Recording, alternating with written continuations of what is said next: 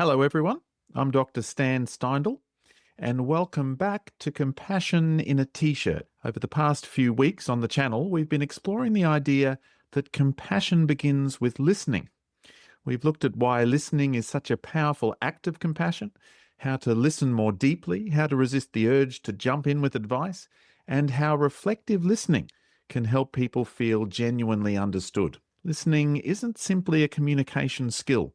It's one of the most important ways we recognize another person's experience and create the conditions for connection, understanding, and change. And that's one of the reasons I was so looking forward to today's conversation.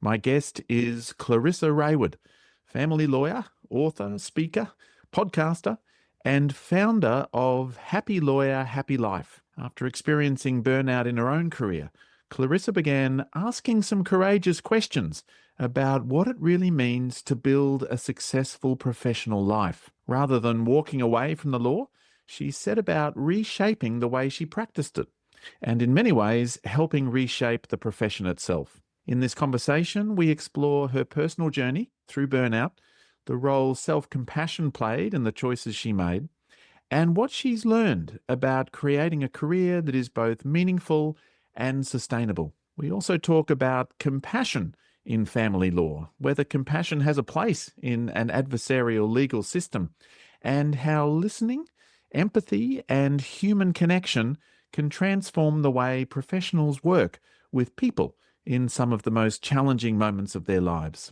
One of the lovely moments in our conversation was when Clarissa reflected on the experience of being listened to. It was a timely reminder that before we can solve problems, offer advice, or advocate for change, we first need to understand. Listening is often where compassion begins. And so I bring you Clarissa Rayward.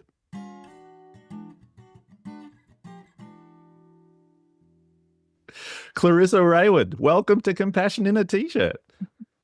Thank you so much for having me.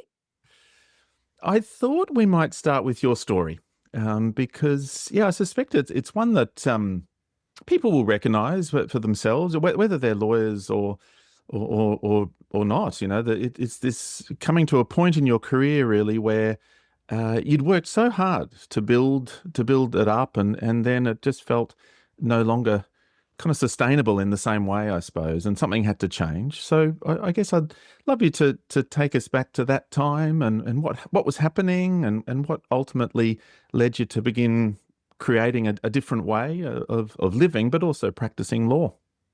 Of course, 2013 for me was that moment, that year.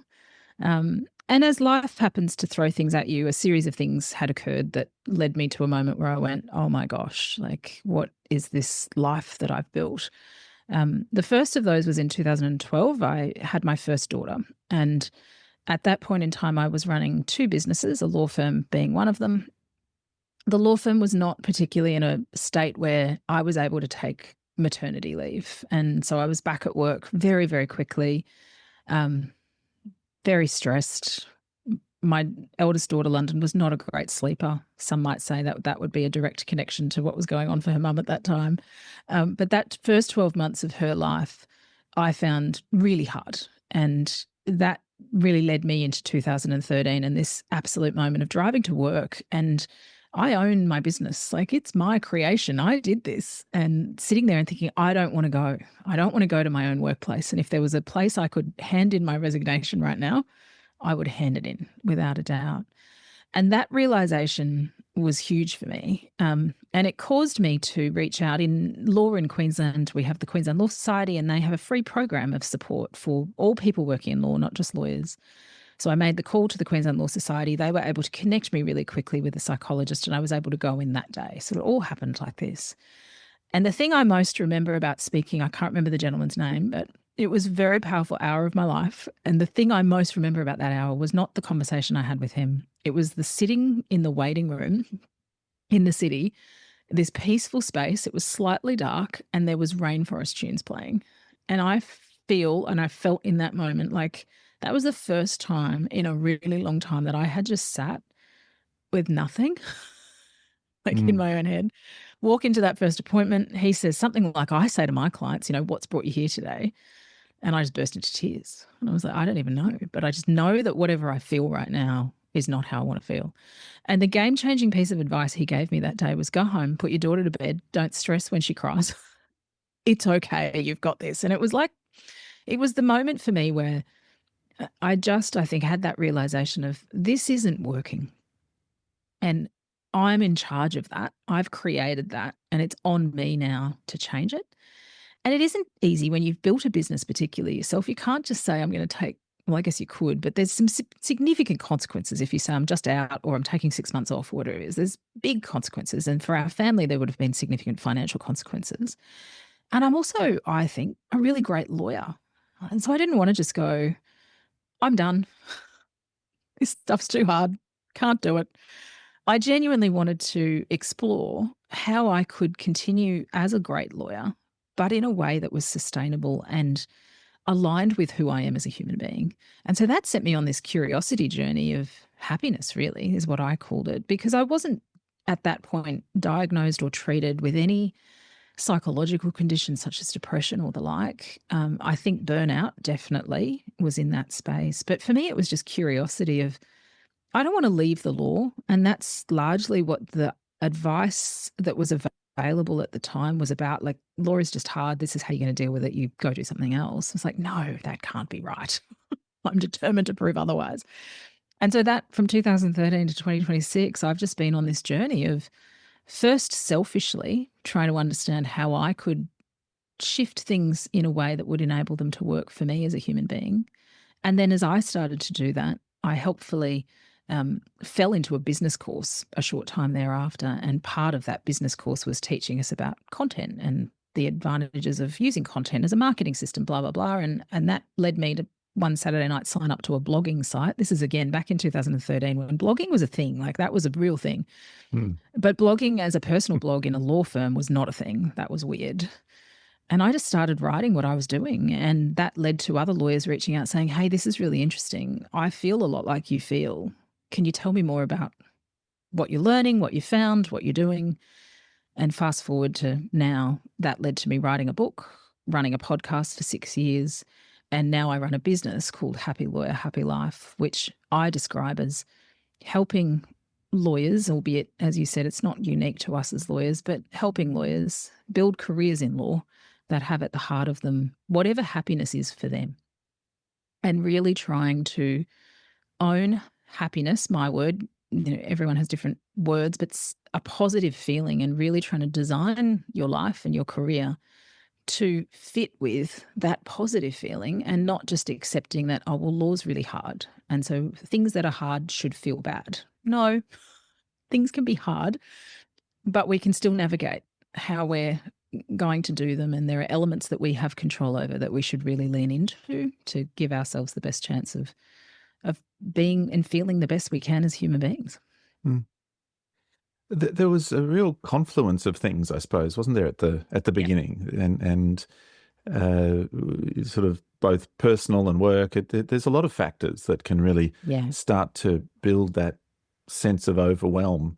It was so sudden in a way in the end. There's that singular day that stands out for you, really, and kind of driving to work. And amazing that you got in and saw a psychologist that day. I know. Thank you, Queensland Law Society. I know that never happens. There you go. There you go. But I mean, do you notice, looking back on the lead up, that there were little early warning signs or things that in retrospect you think, that's interesting, or that sort of thing? Yeah, that's right. And the way I've described that to you then is like, oh, there was this overnight realization and everything changed the day later. Of course not. I grew up in an era that is described as the Gen X era. I grew up as a lawyer in a world that was all about working really hard. And that's how you showed your worth. That's probably how we learn to feel our worth. And so working hard in a law firm means very long hours. And the work that I do in the family law space is very difficult content. And so I had sort of created this version of success that connected to really long hours, really hard work, doing things at a really high level of excellence, which on one hand was great, you might say, because of the skills that I was able to build. But the minute you threw a child into the mix, the ability to work in that way shifted overnight. And that was, I guess, the point where it all just became really, really hard for me was prior to having London, I'd be at the office at 5 a.m. and that was fine. And I could be there till 8 p.m. and that was fine. And I could sleep and that was fine. And all of a sudden that shifted.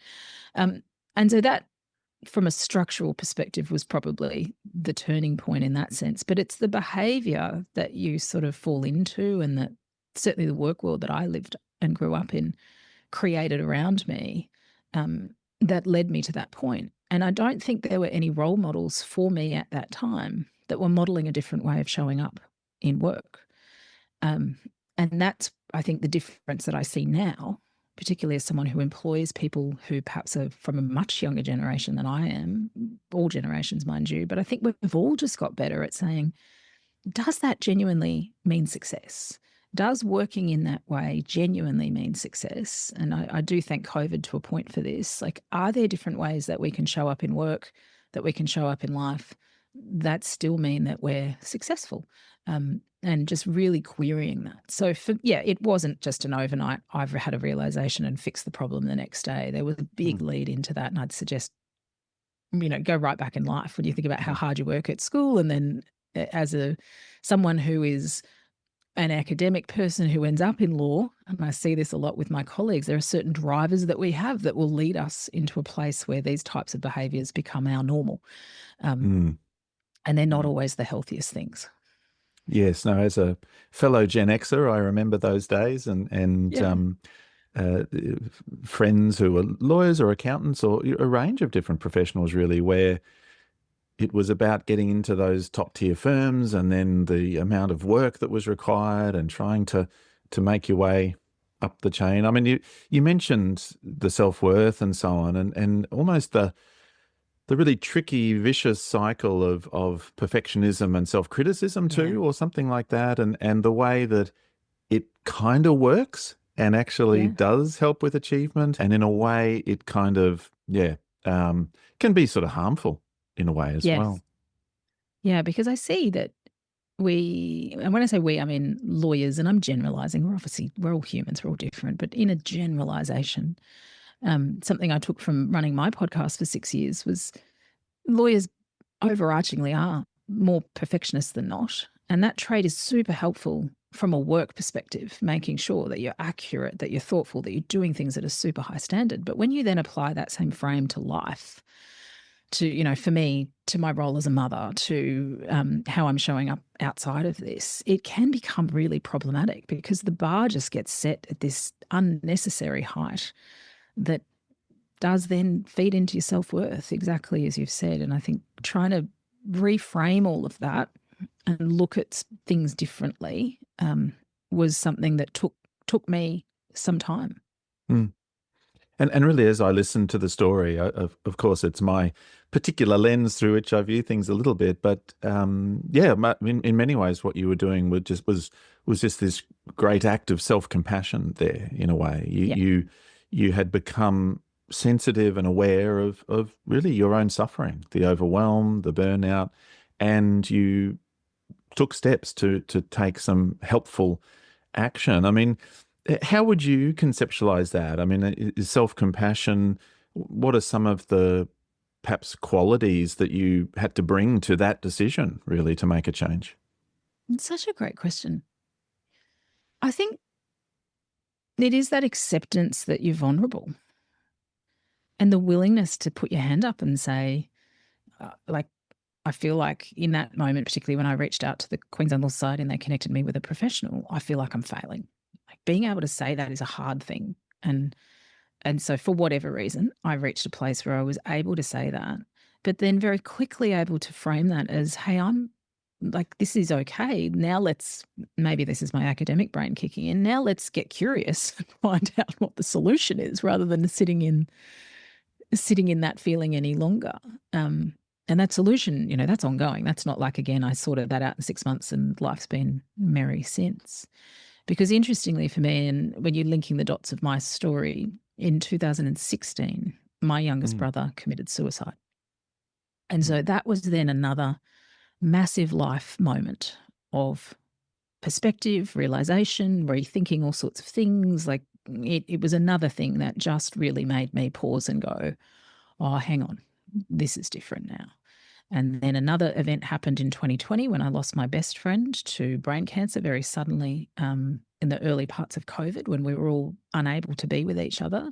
That was just another moment where I went, oh, hang on, life is different in my head right now than it was, a month ago. So these big things that happen, I think, for all of us in different ways, particularly grief events for me, have really shaped how I see the world. And I would suggest, when I look at my own life, that 2013 moment of reaching out for help was pivotal. But actually, it was the loss of first my brother and then my friend that just shifted my whole perspective on what matters. I think is how to put it, what actually matters in all of this. And my ability now, one of my colleagues said this to me the other week. She's like, you don't seem to get stressed by anything. I said, yeah, like unless someone's dying, honestly, I can pretty much fix everything else. So I've just got this whole different frame. And I think that's been extraordinarily both confronting and sad, but powerful in now applying some of the things that I've learned around mindset and happiness and psychology and neuroscience, and just trying to work out, how do I show up the best version of myself every day, no matter what. Yeah, sorry to hear about those terrible losses. I mean, it does really leave a mark, sometimes a very powerfully constructive mark, or not quite positive, but it creates something within us that helps us to stop and think and rethink, perspective and that sort of thing. I mean, acceptance is a really important word in self-compassion, and often self-criticism keeps coming when there's not that self-acceptance. But the other thing too that struck me is qualities like kind of courage, really. Like in that moment, the courage to reach out for help. Many people feel very reluctant to do that and worried about it, and what might people think and so on. But there's a courage piece there, or strength, to be able to do that in self-compassion. And then interesting, the sort of the reframe afterwards. It was very validating to get that kind of help, but also you didn't just want to stop there. You wanted to keep going, or sort of encourage yourself towards next steps. Qualities like that. Yeah, I think it's actually really interesting when you have someone else obviously reflect back to you their perspective of that. I think you're right. I think one of the advantages of getting older in life is I care less about the opinions of others, or I get better at analysing whose opinions should genuinely matter to me. I think that's one of the really helpful things that age has brought me. But I would also say that I probably have always been a human being that others might say, like, walked her own journey, or that's probably a trait within me. So that courage piece, when you say that, I think that's probably because I'm someone that hasn't overly been worried about what will someone else think about this in that moment, which I think helps, because I do a lot of coaching with people that are so worried about the views of randoms. People who are just, I'm like, who even are we talking about here? Those people. Which people?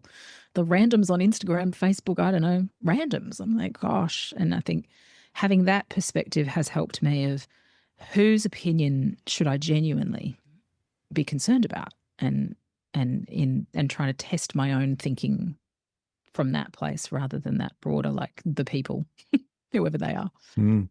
Yeah, I remember turning 50 really left me with a profound liberation of caring what people think. Yeah, that's what I mean. I'm almost at that point too, very, very close. And I think that's it. I'm like, I just don't care.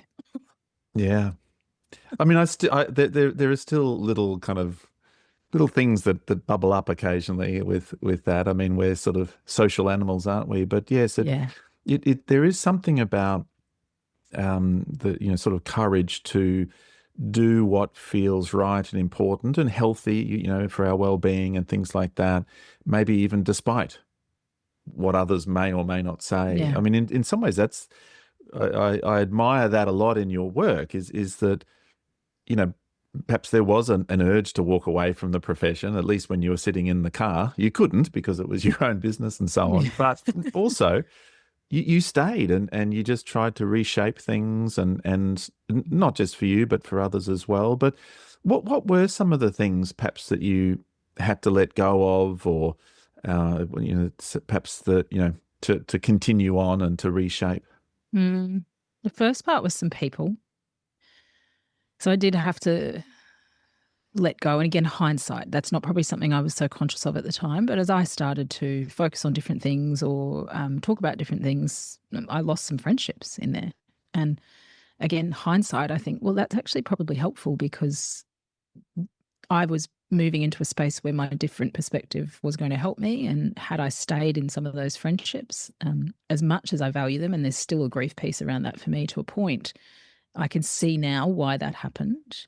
So part of it is the people that you're around. If you're around people who perhaps aren't supportive of, pushing you in that direction, or in any direction, then it is always going to be hard. So there's that. I did a lot of learning in business around leadership. I think part of it was growing up. I found some great business mentors that were just running businesses so differently to mine, and they were not lawyers. And that was probably key, getting out of law and looking at how others were living life and building businesses in a way that was really healthy, and trying to be, again, curious and get inspired and go, how can I pull that stuff back into my business? And so a simple example in my business is we moved from time billing to a fixed fee, no timesheet model. And that might sound really boring, but that one simple shift, which was not simple, but that one shift reframed my whole business, reframed how lawyers go about their work every day, how they value what they're doing, how we do things with clients. It just changed everything. So we moved away from this focus on, oh, have I done my 5.5 hours today, to a, hey, what do you need and how do we do it? And with that came a whole array of shifts. I moved my business particularly into a space where I was really niching into clients and customers who are focused on trying to do the right thing for themselves and their families after a separation and divorce, and really trying to hone in on a marketplace that is just a bit more positive again, and being more mindful of the type of work that I was attracting and doing. And that has really helped me building that niche in that space. And then just deep diving into positive psychology, happiness, like there's just so much in your world, Stan, that I just was like, this is so good. And I can learn so much from it. And then just doing it, just testing it on myself, on my family, on people around me, and observing that I felt better. And the more I felt better, the more I was like, great, give me more of whatever that is. Let's keep going down that path. So all of it. There's so many things, isn't there? And still now, like this year, my focus has been on better understanding neurodiversity. So I've been deep in, what does that mean? How does that show up? How can I, as a business owner, really try and accommodate and work with that? What does it mean as a friend? What does it mean as an aunt? Like, I'm just that sort of human that's constantly fascinated by humans and how we show up, and trying to understand how I can, I guess, just be better constantly. Mm. The standout thing there is that the thing that you didn't have to let go was your aspirations, your Yeah. sort of goals, your values, what it meant to be in the world. I think sometimes people worry about that when they hear self-compassion. They worry that's self-pity, or it's self-indulgent, or it's going to make me lazy or unmotivated. But I suppose you're well, yeah, you're very much an example of self-compassion. Really is the opposite, isn't it? It's Yeah. actually doing the things not because they just make you feel good, but rather because they're really good for your health and well-being, Yeah. and actually can be sometimes more motivating because Yeah. you have the energy and so on to do it. But what are your thoughts there about some of those blocks that sometimes people might have with self-compassion? Yeah, I think that's it. I often think the language is your soft skills. That's what comes up in the professional environment all the time. Oh, those soft skills, like even the labels that we put to some of these things, the type of words, compassion, self, like they're all words that of themselves have meaning before we even dive into, but what does that even mean to you? And I think we can easily put those things in the unimportant box in life. They don't necessarily show up with a nice line item if you're a lawyer in practice on a timesheet. They certainly don't show up necessarily with a transaction in a bank account where you can go, I did that, it created that, tick. And it's very easy to fill our lives with things where there's the tangible metric that we can balance it. But exactly as you've just said, my observation of myself is the more energy I have for just showing up every day, the more productive, the more money, the more everything I can create. And that energy is absolutely fueled by the stuff that makes you feel good, not in an illegal sense, in a genuine life sense.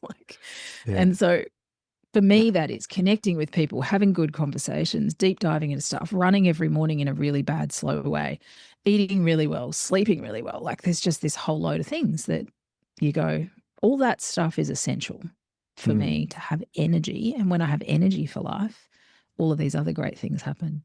The other funny thing that happened this week that's on this topic that got me just smiling, I went into a guidance counsellor appointment with my daughter London, the one that we were talking about before, because she's about to go into grade 10. And we've got the long, complicated email from the school with you've got to pick all the subjects. And I was like, I don't understand this. I was at high school a really long time ago.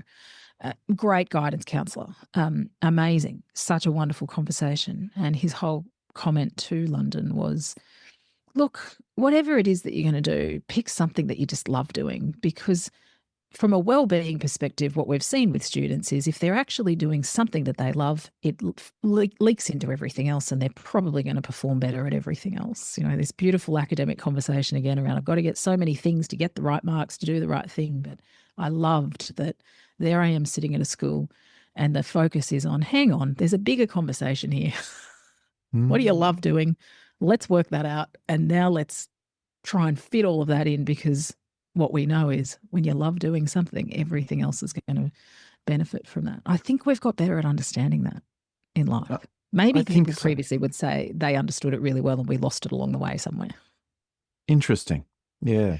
Yes, that could be true as well. But there is a much greater awareness of the way that self-care needs to come in there somewhere. Partly it's by doing something you love, partly it's by managing your kind of the way you relate to yourself, partly, it's various things. I use an approach in my practice called compassion-focused therapy, which you may or may not have heard of, but we often really think about compassion as flowing in three directions. We might receive compassion from others, we might be compassionate towards ourselves or self-compassionate, or we might extend compassion to others. What are your thoughts there in terms of how those different flows maybe have shown up in your life or during this last decade and a half or so? In terms of towards yourself, but from others and for others. Yeah, I love that frame actually. In my day-to-day job, I think compassion is the thing that I am trying to filter into every professional relationship I've got, particularly with our clients, because we're seeing people who at times have experienced horrible things and it's really tricky. And so trying again, no matter how difficult they might be, coming at it from that place of compassion and curiosity and just trying to deep dive in. So I feel like what you're talking about makes so much sense to me in terms of an approach in life. But the other frame of I have so benefited from that.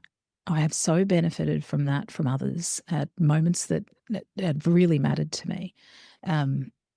And I feel like it comes back again, maybe, and you'll know the answer to this. I'll put some bad words around it and you can make it sound much more sensible. When I said before, losing some of the people and then that created space to gain some people. And some of those people that I gained are just so influential and powerful.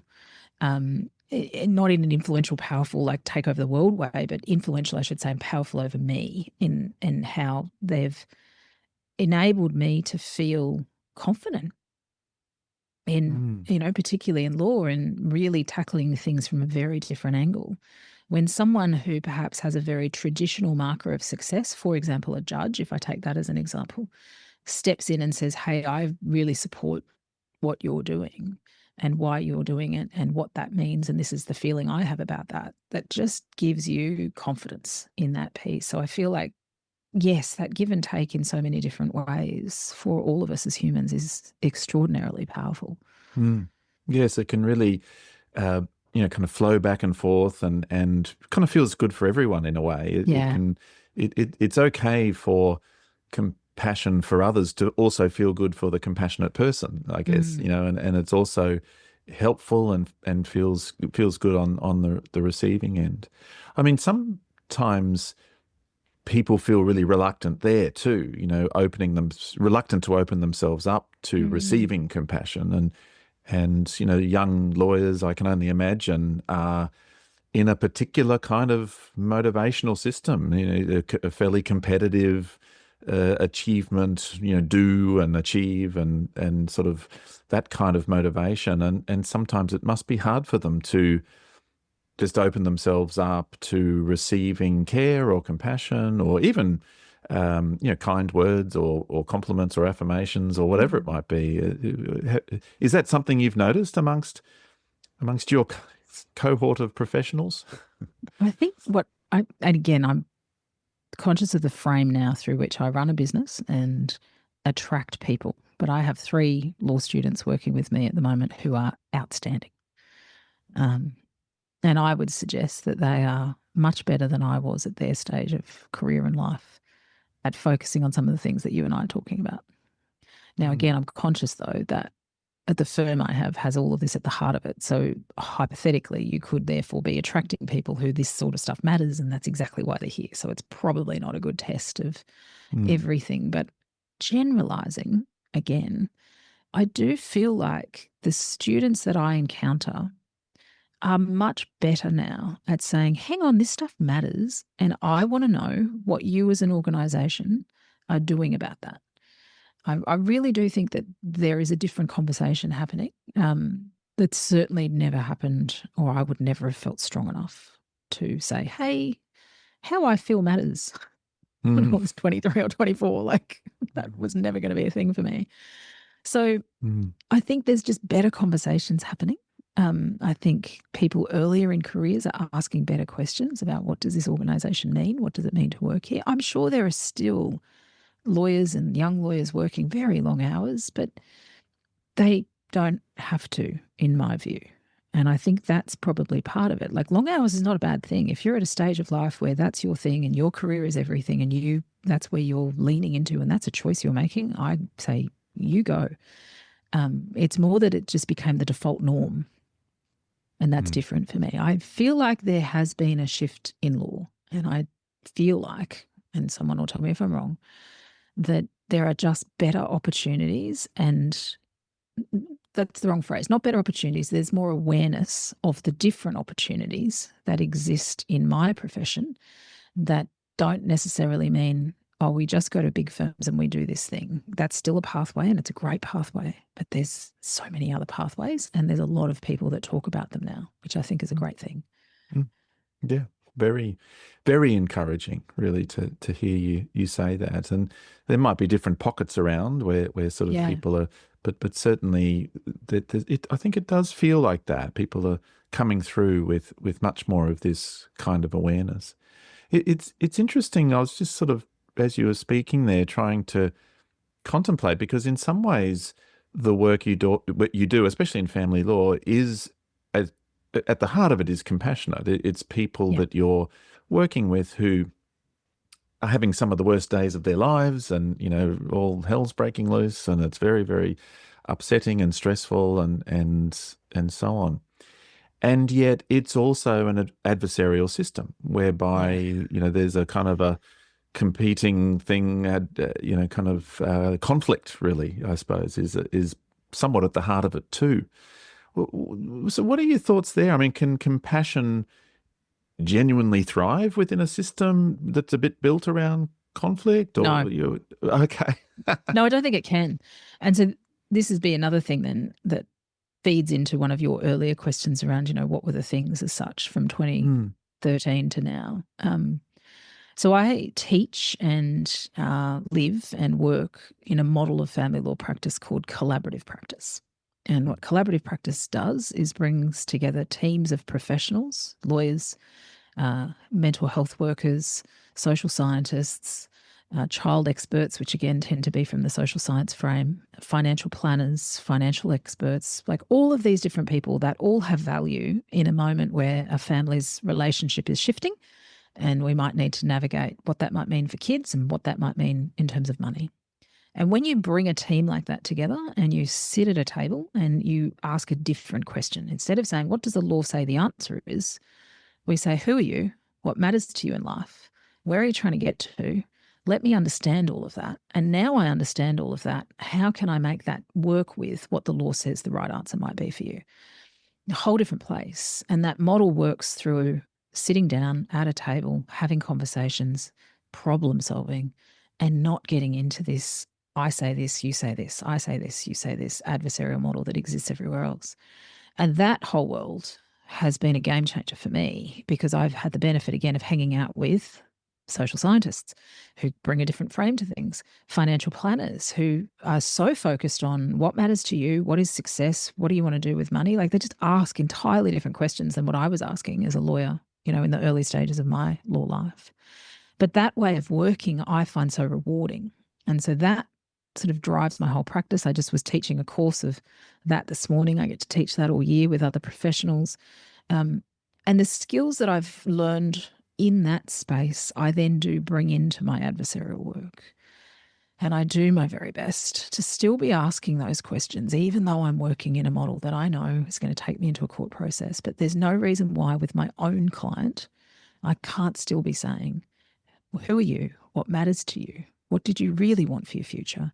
What do you want for your former partner's future? I know right now it feels like that person is a foreign enemy to you, but at some point they can't have been. So let's just try and stay in this lane of what might some constructive problem solving look like. And the consequence of doing that, I've observed, is I don't find myself right at the pointy end of the court system or the adversarial system that often, because when you give people the space to think, to feel heard, to ponder different ways of approaching things, more often than not, smart people find solutions. And that's another, I guess, piece that I've been really focused on in law is trying to re-educate how we operate and open up the doors to these other ways of solving problems so that we can be a part of more constructive change and not an adversarial model, which is needed. I don't want to suggest that it is so needed, but being clear about when it's needed and being clear about how we can use other things in other ways.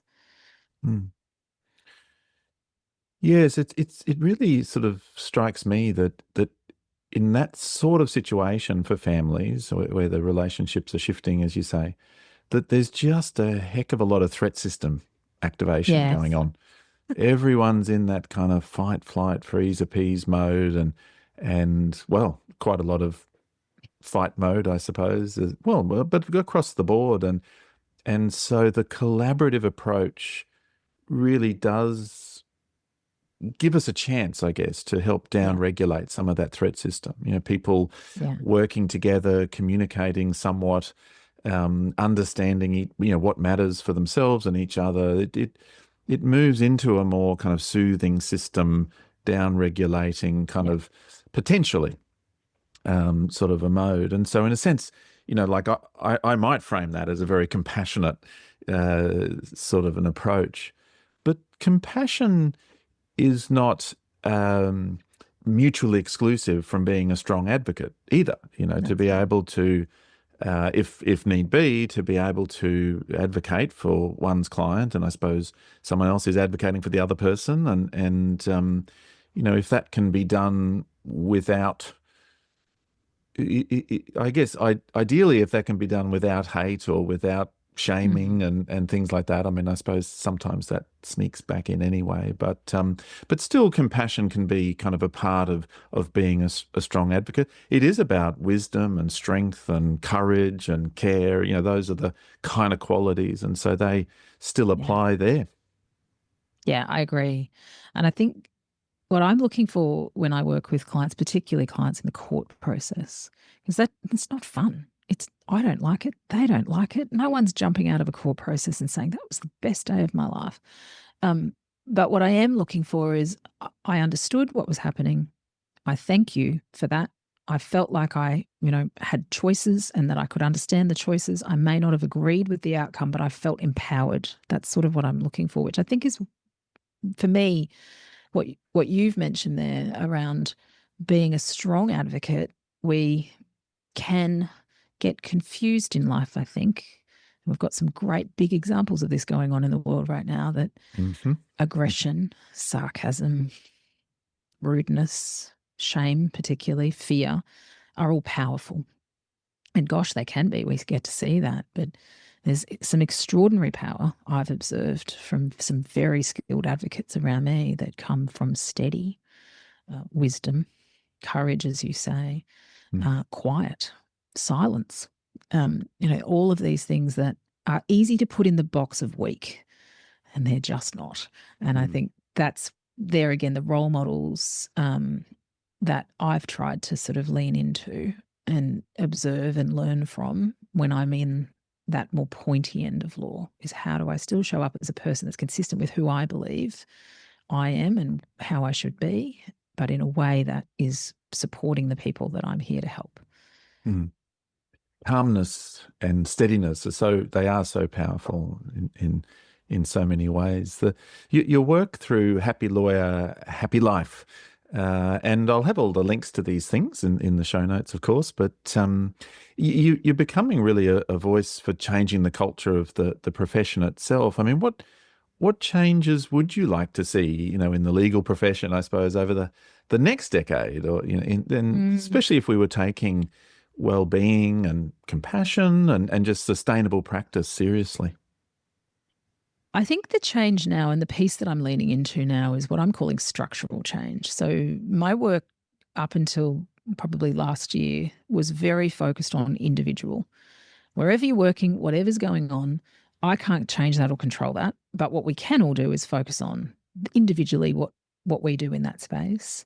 And this last 12 months, I've really started to lean into, again, some research and some advocacy around structural change. So I'll give you an example in the family law space. The way the court system is structured is it operates at overcapacity. There are more matters needing attention than there are judges available to give those matters attention, and it's set up that way. And the consequence of that is the people hearing cases are under pressure before that case is even started. And then the consequence of that is when they're under pressure, that just continues to flow down the system. So if I had my magic wand, I would create a court system, in the family court particularly, that just allowed a bit more space for the people working in the system specifically, and then those like me that are navigating with the system, so that there's just less pressure, because the pressure is what creates so much of the stress. So that piece from a structural perspective, I think, is really important. If I take that out into private firms, I mentioned this before, I think shifting away from time as a metric of success is an extraordinarily powerful thing for a wellbeing, from wellbeing, because it moves behavior, changes behavior. It's a business shift, but it changes behavior, and I observe that in my own firm. So that's something else that I do a lot of advocacy around, and I'm aided at the moment because AI is coming in, completely shifting how we're able to work, making clients ask questions around, why should I be paying for whatever that was, when there are tools now that do that same activity very, very quickly? Or more importantly, lawyers are saying, how do I charge for this when now there's a tool that does this thing that used to take me hours? And so this conversation is opening up now around, well, hang on, is time still the right metric? And what does that mean? So that for me is another big driver of unhappiness, I call it, because so many things are associated with timesheets that are problematic in my view. So there's two examples. But for me, the focus now is structural. I have shied away from that because I'm one lawyer with a small firm. But I've leaned into the idea that I don't, as I do with all things, I don't need to have the answers. I just need to go and ask more questions and find out when you start asking questions, people start saying, oh, hang on, did you know that over here, this is what they've been doing and this is the consequence that's come from that? And you just learn. It's great. And you can just start getting people thinking about, are there other ways to tackle some of these things? Mm. Yeah, they do. The sort of listening is kind of a really powerful act of compassion in and of itself, because people kind of discover their own wisdom about Yeah. what's going to be most helpful. I like the way you've kind of especially the time versus kind of, I guess, outcome type measurement, and the way AI is going to influence what we can really charge by the hour, because it's instantaneous. So I'll have to ponder that. I have mixed feelings about AI personally, but because I think it will come into my profession too, actually, that a lot of people are already using AI for counseling therapy type sessions. And so Yeah. it is very interesting to see. My 2 cents on that. So my Mm. daughter and the subjects, and one of the things that London's at this point considering studying at the end of school is child psychology. That's Hmm. her little niche and interest area at the moment.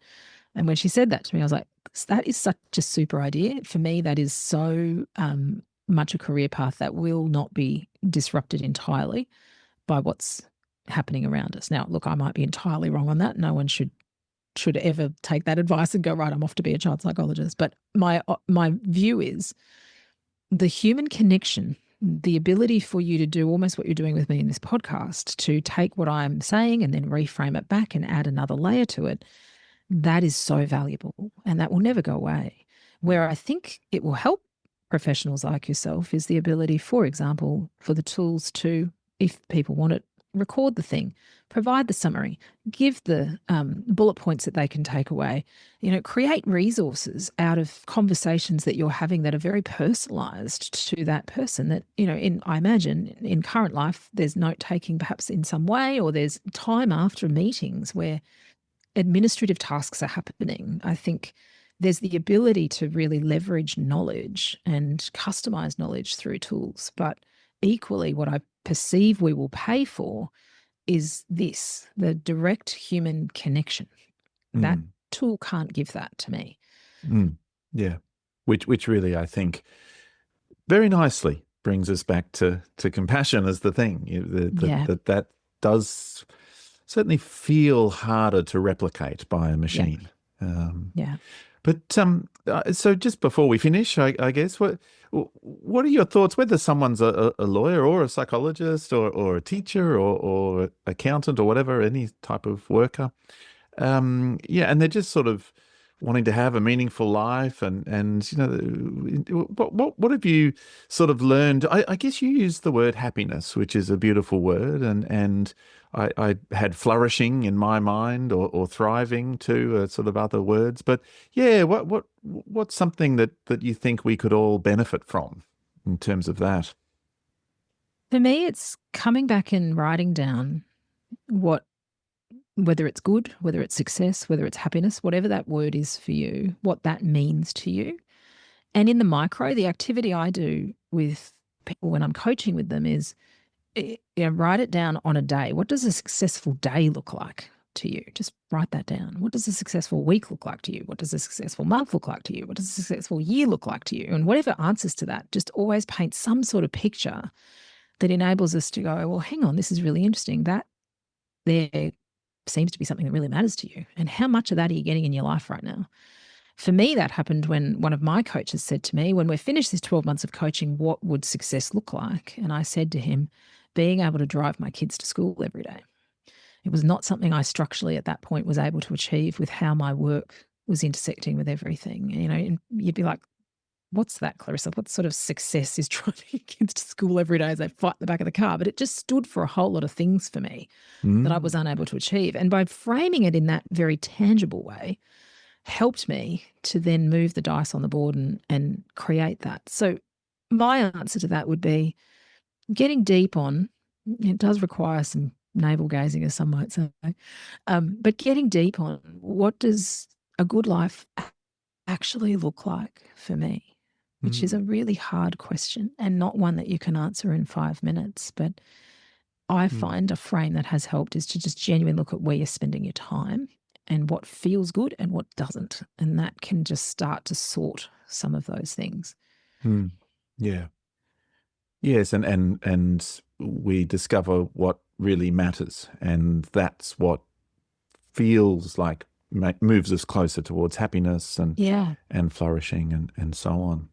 Well, Clarissa Rayward, thank you. Well, thank you for Happy Lawyer, Happy Life for starters. That was where I first came across you. Someone had mentioned you to me, and I looked you up, and there's some great resources there and so on. And for all of the rest of the work you do. But thank you for speaking with me on Compassion in a T-shirt. Thank you very much.